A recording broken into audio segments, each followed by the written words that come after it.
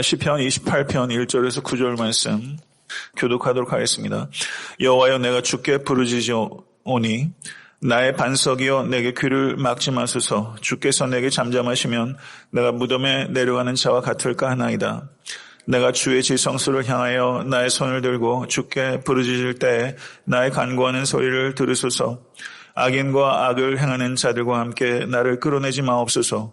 그들은 그 이웃에게 화평을 말하나 그들의 마음에는 악독이 있나이다. 그들이 하는 일과 그들의 행위가 악한 대로 갚으시며 그들의 손이 지은 대로 그들에게 갚아 그 마땅히 받을 곳으로 그들에게 갚으소서. 그들은 여호와께서 행하신 일과 손으로 지으신 것을 생각하지 아니하므로 여호와께서 그들을 파괴하고 건설하지 아니하시리로다. 여호와를 찬송하며 내 간구하는 소리를 들으심이로다. 여호와는 나의 힘과 나의 방패시니 내 마음이 그를 의지하여 도움을 얻었도다. 그러므로 내 마음이 크게 기뻐하며 새 노래로 그를 찬송하리로다. 여호와는 그들의 힘이시여 그의 기름 부음 받은 자의 구원의 요새시로다. 다 같이 주의 백성을 구원하시며 주의 산업에 복을 주시고 또 그들의 목자가 되시어 영원토록 그들을 인도하소서. 아멘. 하나님의 말씀입니다. 새벽 예배 또 오늘 또 새로운 얼굴들이 몇 분 계시니까 아주 좋습니다. 네. 시편 28편은 거짓 고소를 당한 시편 기자의 탄원시입니다.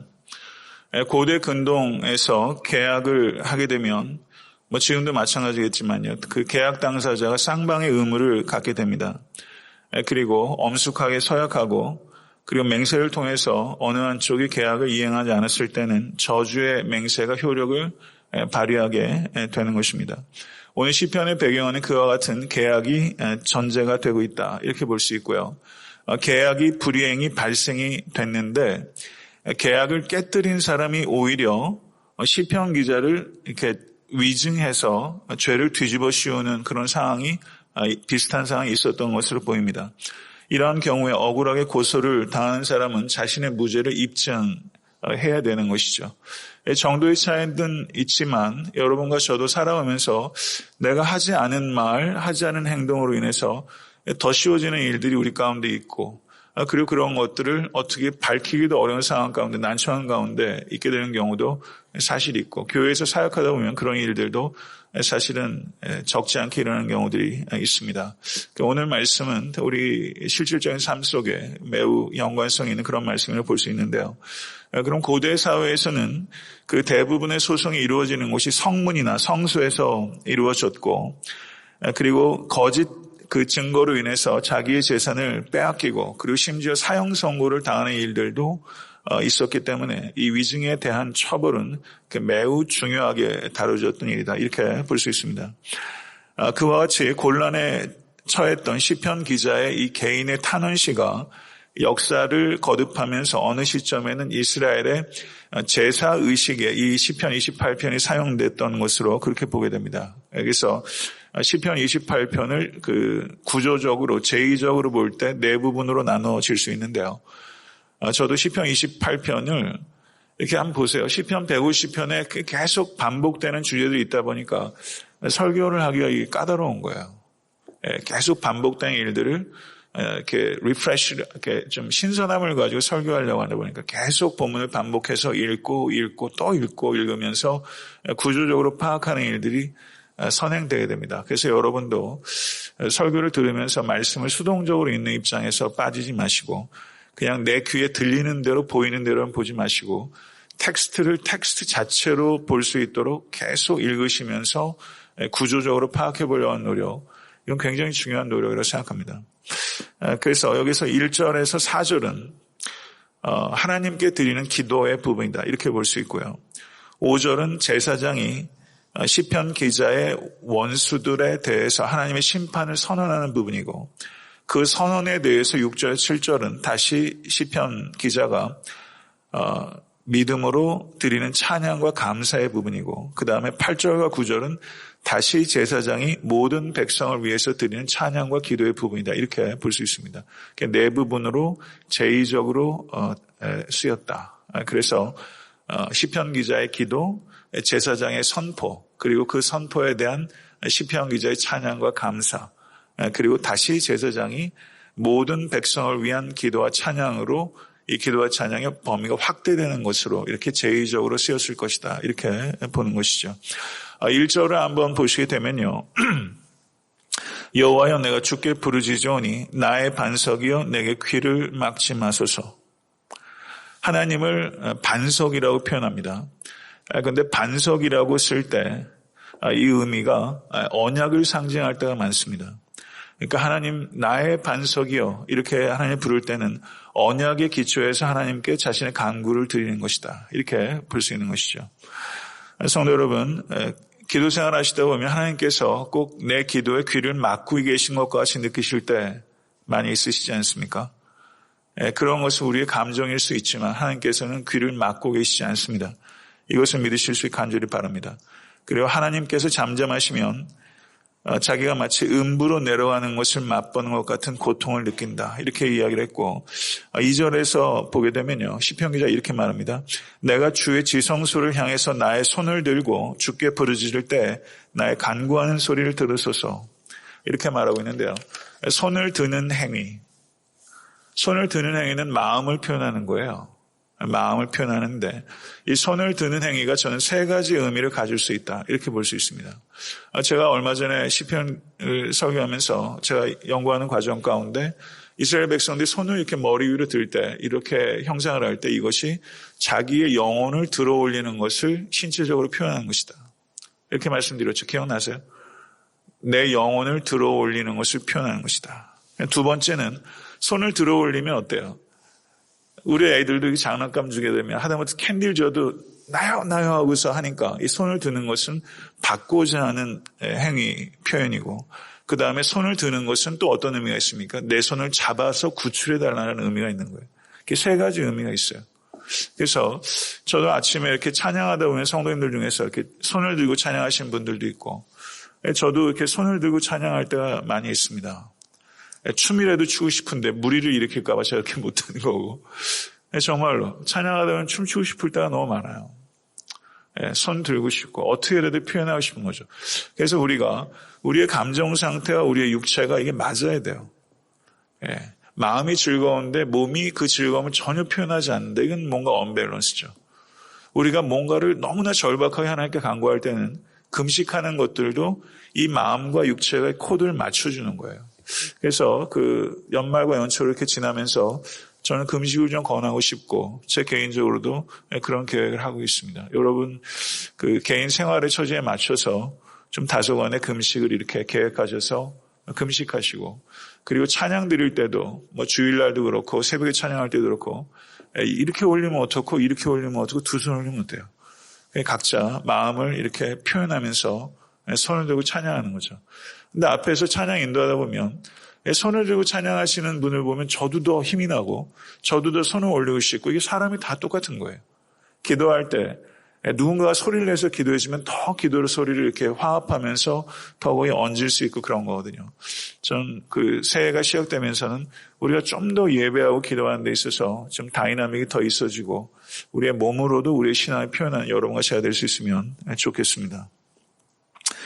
간구의 내용은 악인들에게 보응해달라 이렇게 기도하는 거예요. 악인과 악을 행하는 자들과 함께 나를 끌어내지 마옵소서. 그들은 그 이웃에게 화평을 말하나 그들의 마음에는 악독이 있나이다.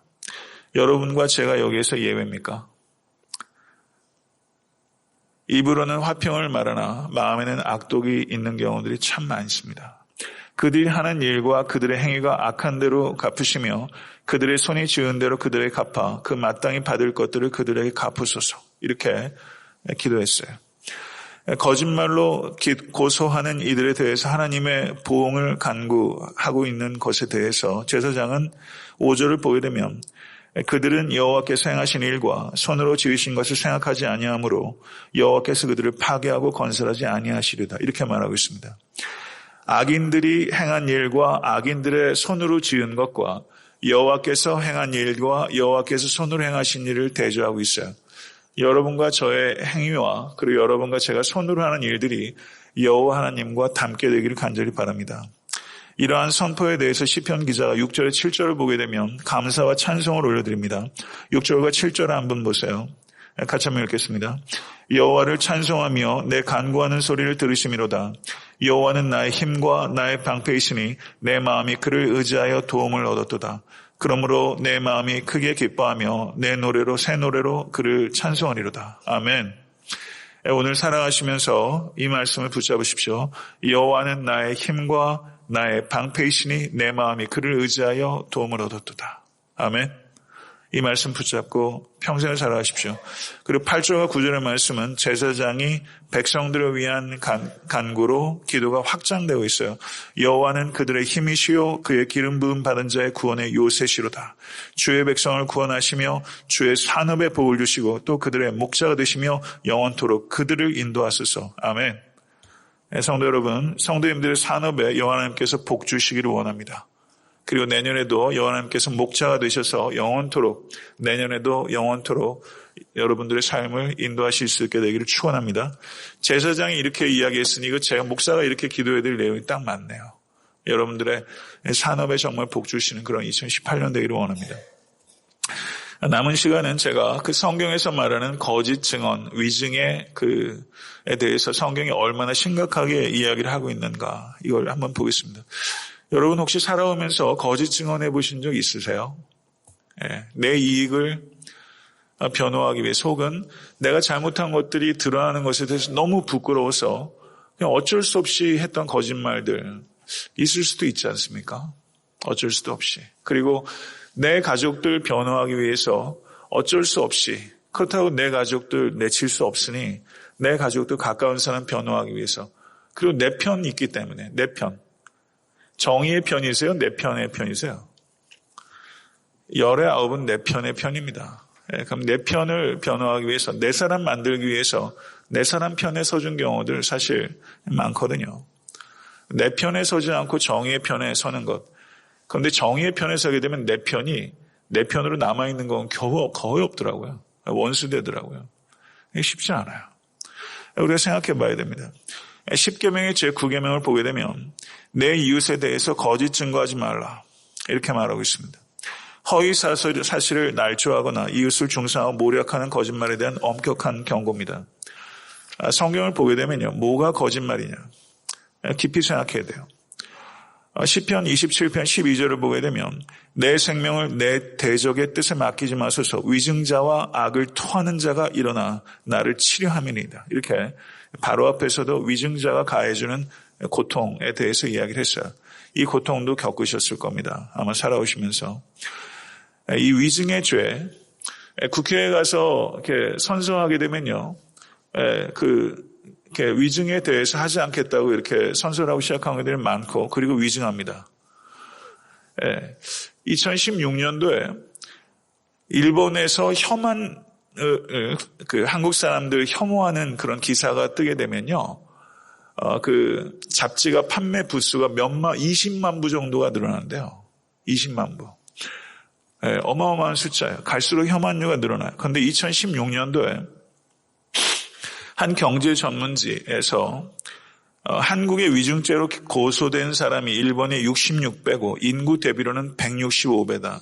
일본 잡지의 기사예요. 그리고서 거기에 뭐라고 말하냐면 한국이 전 세계 최고의 사기공화국이다. 그래서 JTBC에서 그 일에 대해서 보도를 했어요. 이게 팩트 체크라는 프로그램이 있는 모양입니다. 그래서 이게 팩트냐? 봤죠.